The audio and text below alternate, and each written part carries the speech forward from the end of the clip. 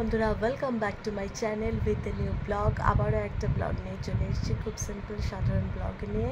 শরীরটা আমার বিশেষ খুব একটা ভালো নেই, কিন্তু তাও ব্লগ তোমাদের দিচ্ছি। তবে এই ব্লগটা খুবই ছোট, খুবই সাধারণ ব্লগ যাবে, একদম এমন কিছু না।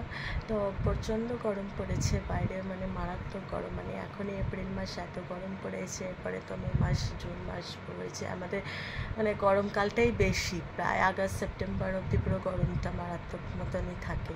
তো প্রচণ্ড গরম পড়েছে, সবাই খুব সাবধানে থাকো, জল খাও, খুব ভালো করে প্রিকশন নাও সব কিছু। তো আমার এই মুহূর্তে স্নান টান হয়ে গেছে, একটু শুয়েই ছিলাম, শরীরটা বেশি ভালো নয় যেহেতু বললাম। তো স্নান টান হয়ে গেছে, একটু দেরি করেই আজকে স্নান করেছি, অনেকটা বেলা করে। তো এরপরে লাঞ্চ করে তো চলো ব্লগটাকে এখান থেকে শুরু করছি, দেখতে থাকো কি না হয় কী হয়, সারাদিন কী করি। এইমাত্র লাঞ্চ করে আসলাম, এসে এটা বানালাম ফ্রুট কাস্টার্ড নাকি ফ্রুট স্যালাড বলবে জানি না, যা খুশি। তবে আঙুর ছিল, তরমুজ, শসা, একটু চাট মশলা, বিট নুন, গোলমরিচ গুঁড়ো, চিনি সব দিয়ে বানালাম। এটাই যেন খেতে শান্তি। আর গরমে আমি একটু দই দিয়ে ভাতটা বেশি খাই। তো মা বাবাও বেশ বললো দারুণ হয়েছে। আচ্ছা, অনেক দিন পরে একটু ছাদে আসলাম, এর আগেও এসেছি। ছাদে এখন গাছ অনেক কম হয়ে গেছে, এই কয়েকটা গাছ রয়েছে। মা গাছে জল দিচ্ছে। গাছ অনেক কম হয়ে গেছে এখন ছাদে। কাঠগোলাপ গাছটাও বেশ অনেকটা বড় হয়ে গেছে,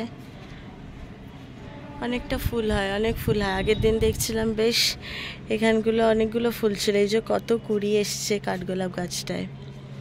এনে মিলি গাছটা তো বেশ ভরে ফুল রয়েছে। অ্যাডেনিয়াম গাছটাও বেশ বড় হয়েছে, কত ফুল ফুটেছে অ্যাডেনিয়াম গাছটায়। অ্যাডেনিয়াম গাছটায় অনেক ফুল হয়েছে, হ্যাঁ অনেক বড় হয়েছে। এই সেই ছোট্ট মিলি গাছটা।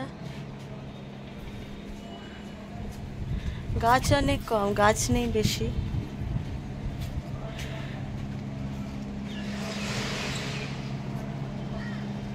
তো ভাল লাগছে বেশ, অনেকদিন পর ছাদে এসে হাওয়াও দিচ্ছে ছাদে,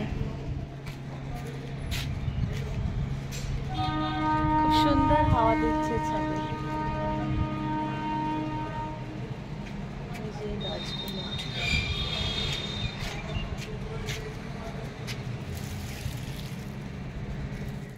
সন্ধেবেলা মা বেরিয়েছিল, আমি আর বেরোয়নি, মাই বেরিয়েছিল একটু দরকারি টুকটাক কাজে, একটু দোকানে গেছিলো। তো ফেরার পথে মিয়ামোড়ো থেকে কেক আনলো, তার সাথে এই দুটো 5 স্টার গেছে। মা এখন চা করতে, চা দিয়ে খাবো।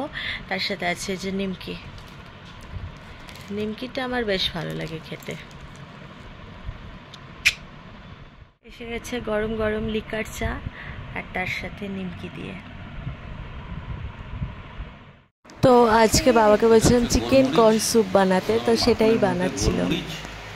আর দুটো তেজপাতা দিয়ে একটু ভেজে নিয়ে, বাটারের মধ্যে দুটো তেজপাতা আর 5-6 কোয়া গোলমরিচ দিয়ে ভেজে নেওয়া হলো। ভেজে নিয়ে মাংসের টুকরোগুলো দিলাম, যেটা হাড়ালা মাংস দিতে হবে, কারণ হাড়ের থেকে জুসটা বেশি বেরোয়।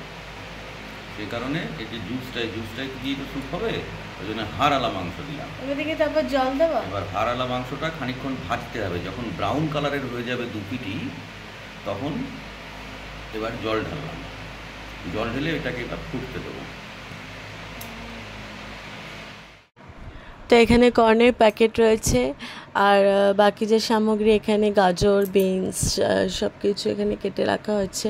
তো বাবা এখন প্রিপারেশান নিচ্ছে বানানোর জন্য। তো অনেক দিন স্যুপ খাইনি, তো চিকেন কর্ন স্যুপটা বেশ ভালোই লাগে, আর মায়েরও খুব ফেভারিট। তো বাবা ওই জন্য বললো তাহলে আজকেই বানাই। তো এখানে সব কিছু চলছে, পেঁয়াজ কেটে সব কিছু প্রিপারেশান করে চিকেন কর্ন স্যুপটা বানাচ্ছে। তো আমি একবার করেছিলাম চিকেন স্যুপ, কর্ন দিয়ে কখনো করিনি। তো এখানে চিকেন কর্ন স্যুপ একদম রেডি হয়ে গেছে। তো আজকে আমাদের ডিনার হচ্ছে স্যুপ, আর গরমের জন্য এইটুকুই যথেষ্ট, মানে হালকা পাতলা ডিনার। তো চলো ডিনারটা রাত্রি করে সেরে ফেলি, আর ব্লগটাকেও আমি আজকে এখানেই শেষ করছি। ভালো লাগলে অবশ্যই লাইক কমেন্ট করো, চ্যানেলটাকে সাবস্ক্রাইব করো, আর গরমে সবাই সাবধানে থাকো, সুস্থ থাকো, জল খাও বেশি করে, আর খুব ভালো থাকো। তো আবার দেখা হচ্ছে নেক্সট ব্লগে, ততক্ষণের জন্য চলো tata, bye bye, good night.